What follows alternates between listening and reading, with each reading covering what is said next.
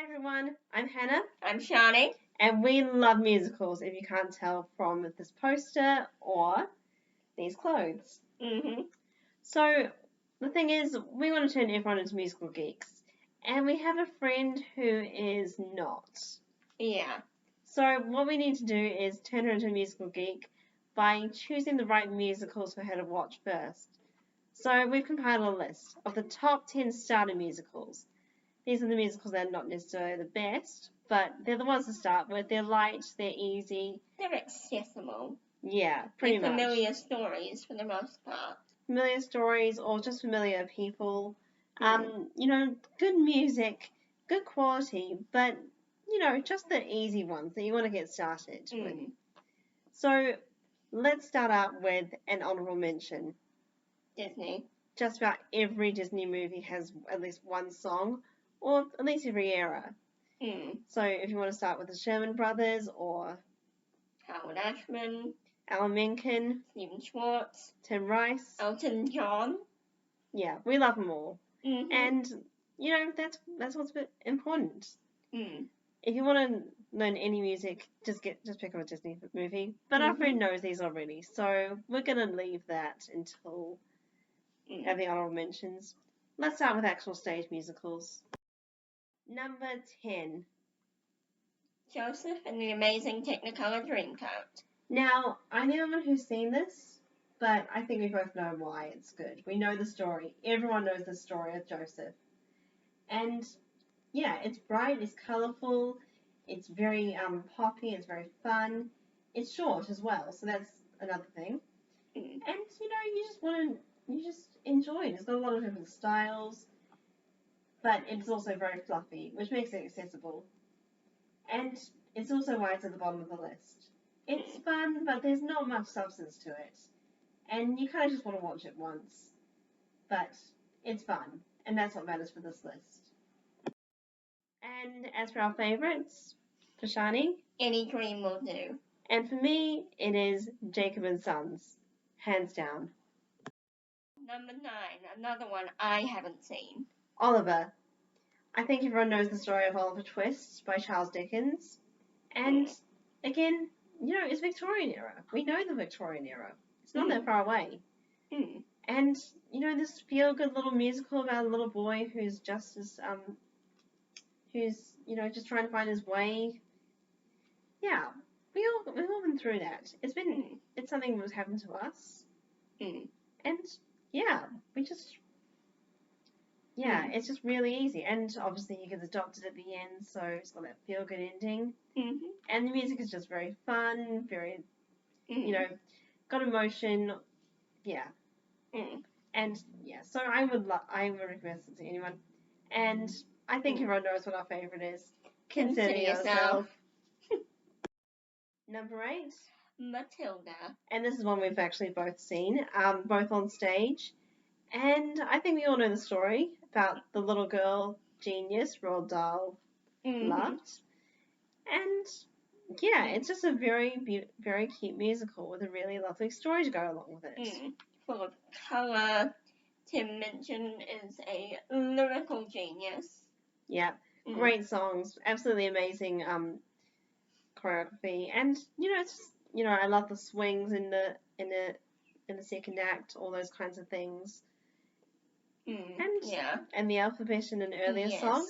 It is just so well staged. It'll keep you engaged for the whole musical.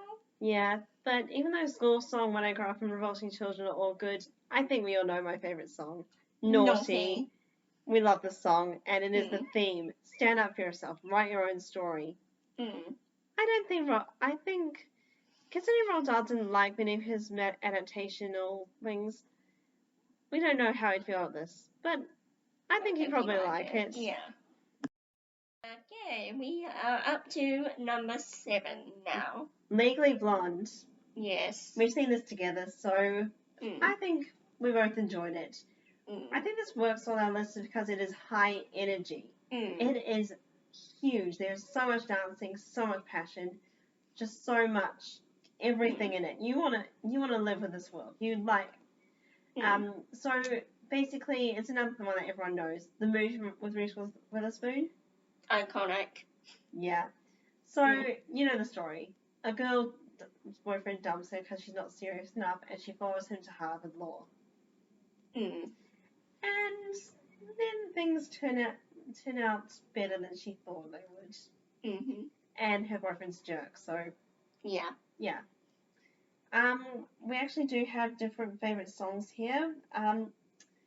It was very hard to choose because they are all very high energy and very, very fun, and some of them are funny or sad or. We both love So Much Better. Yeah, but we have different favorites. Yeah, my favorite, as will become a reoccurring theme with me, is the villain song "Blood in the Water." As for me, I think the opening, "Oh My God, You Guys," just really gets things going. And, you know, if you guys are really starved for, you know, a little bit of adult humor, you might want to look at Right There. Mm-hmm. Very, very funny song. Number 6? Annie. I don't think anyone has forgotten this one, and probably most of you are expecting it to appear on the list. It's the musical that kids are shown. 1933 Christmas, a little girl who's waiting for her parents in an orphanage gets adopted. I haven't actually seen it yet, but I know enough of the songs. Yeah. I know most of the story. Yeah. And, you know, it's a sweet story. But I think what we're really here for is, you know, the emotion, the dog, obviously. Yes, there is a cute dog. And I think the villains are probably some of the best roles that we've ever had. They're so hammy, they're so upbeat, we've got really great songs, and in fact, Shani's favourite is also a villain song, and once again. Little Girls. I just can't go past Little Girls. And as for me, I've got another opening number I have to love, Maybe. Oh my god, I just love Maybe. It is a very sweet song. Yeah. Screw tomorrow. Maybe's my thing. Yeah. Number 5. The Wizard of Oz. If you haven't seen this movie or even the stage musical, you are really missing out. Where were you as a kid? You know the story? A little girl has her house thrown up and is dropped in the middle of a very colourful land. Yeah. So, yeah, I mean, who hasn't seen the story as a kid? We all know it, we all love it, and the colour is going to keep any kid or any adult engaged. And in the end, the story is, the moral, I guess, it's either there's no place like home or you have the power. Yeah, I like both. Yeah. So, what's your favourite song again? Well, my favourite, admittedly, is Ding Dong, the Witch is Dead. Kind of a turnaround from the last two, right? Yeah. Yeah, I just have to pick the one that we hear 4 times. We're off to see the wizard. Let's move on to number 4. Hairspray! I think we both love it, and you might know why if you're into musicals.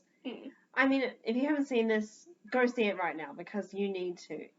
The story is inclusion, basically.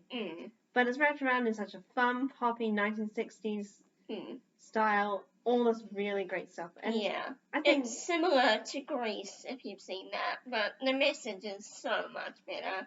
And the characters as well. Yes. And probably the music as well. Yeah. Yeah. If you don't like Grease, take solace in Hairspray. And if you do like Grease, take more solace in Hairspray because you'll still love it. Yeah. I mean, it's put on a racism backdrop, but it's not just about race. It's about weight, gender, just about anything. Yeah. It can be applied to anything. If you're an outsider anywhere, Hairspray tells you that you need to be less of an outsider because you're not. You're a human too. And just because of the story, it's a sweet story about a girl who wants to be a dancer. And that's exactly what happens. It's just a good, kind girl who's also able to just be fun, have fun. You know, you think it's going to be really serious, and admittedly our second favorite song is I Know Where I've Been, because that's a really powerful song about any kind of inclusion, just fighting for what's right. But it's so much fun, and it's so bright and funny and colourful. Oh my Yeah. god. So we have another favorite. We do have our own favorites too. Once again, I have to go with the villain song, The Legend of Miss Baltimore Crabs. Upbeat, fun, innuendo-laden, infectious. I just love it. Yeah. As for me, I'm going to choose one that you might not have seen unless you've seen the credits or the stage musical. Mama, I'm a Big Girl Now. Our song with the three girls fighting against their moms. I think that's sort of a good sort of thing about the musical. It tells you times are changing. We're growing up. And so is the world. Number 3 is The Sound of Music. Yeah. If you haven't seen this, go see it right now. It's on Disney Plus because you need to see this. It is not like basically anyone who's into musicals ever has to see it. You know the story. A nun who's not very good at her job goes to be a nanny to 7 children and brings music into their lives and eventually falls in love with the captain and marries them. And as you know, it's a Julie Andrews musical, so it's got to be good. We love Julie Andrews. And if you don't know, fun fact, Julie Andrews used to have a show, and she invited the real Maria von Trapp on there. Yeah. So it's and basically, even if you haven't seen the musical, chances are you know at least one song. And usually it's going to be My Favorite Things or Don't Re Me. Yeah. The main reason that this is only number 3 is admittedly the length. It is a very long musical. It is great, but it does take a while. You might want to, watch one half in one night and then wait for the next half. But, back then there were intermissions. And, just remember, it's not as long as Gone with the Wind, so you should be able to get through it still.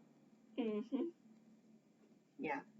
And again, we have slightly similar favorite songs. Mine is 16 going on 17. And mine is 16 going on 17 reprise. Although she also likes Something Good. Nobody else likes it. Someone has to. Yeah, well, I'm just gonna give you a little bit more of a. I'm gonna say I Have Confidence also needs a bit of love. Both are written sort of a bit late. And, well,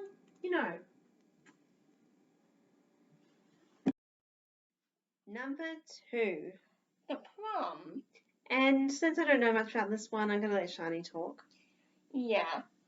The Prom is a depressingly familiar story.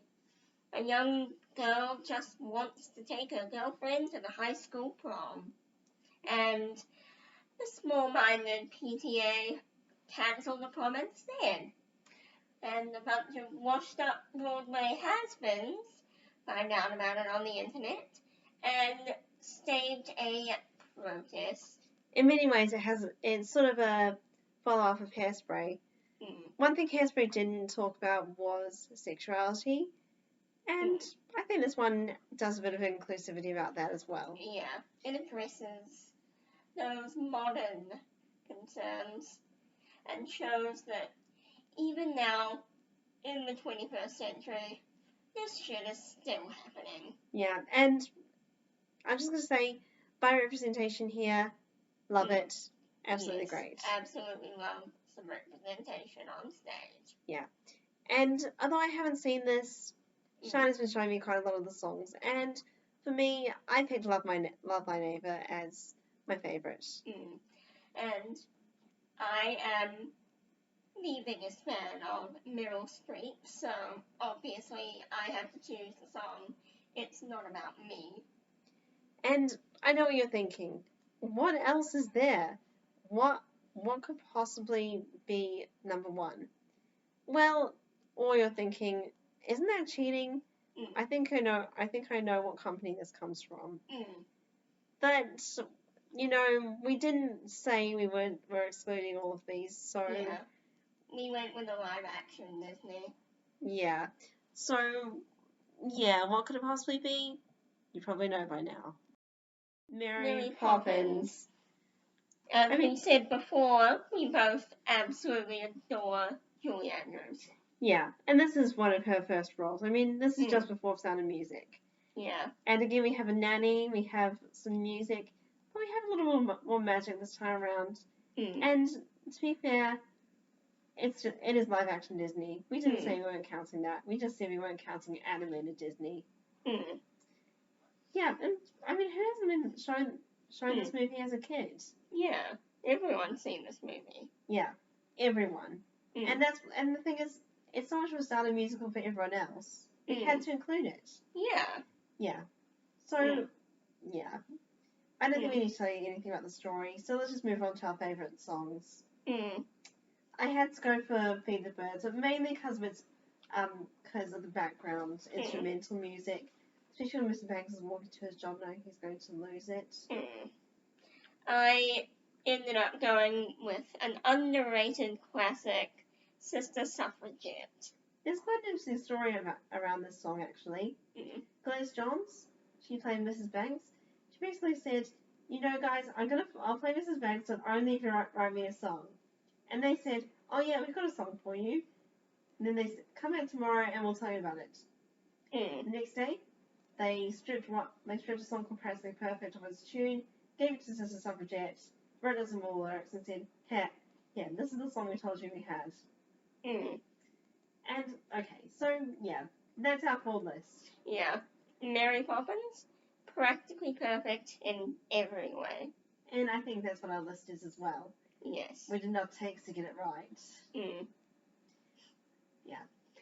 So, for now, we'll sign off. Well, one more thing. If you haven't seen all or any of the musicals that we actually just mentioned, go watch them as soon as you finish this video. Mm-hmm. Bye, guys. Bye.